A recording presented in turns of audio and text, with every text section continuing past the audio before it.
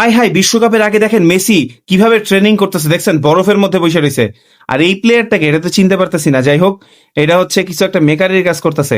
আর উপরে এটাকে ল্যামোনিয়া মাল নাকি? হ্যাঁ, ল্যামোনিয়া মাল হচ্ছে একদম জিব্বা বের করে রয়েছে, মাটি চাটতেছে। আর কিলিয়ান এমবাপে মনে হয় ঠান্ডা লাগছে। প্রথমে দিছে পানির বোতল। পানির বোতল কাকে দেয়া যায়? কারেন্ট আলা লোকরে দিলে তো ওর হচ্ছে কারেন্টে ধরবে আরো বেশি।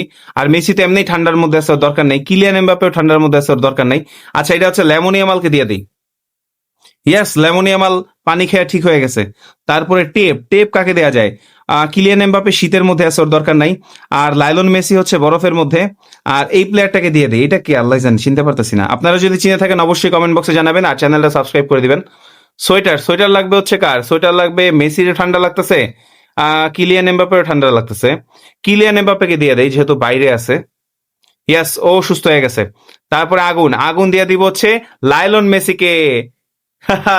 ইয়াস, জিতে গেছি। সু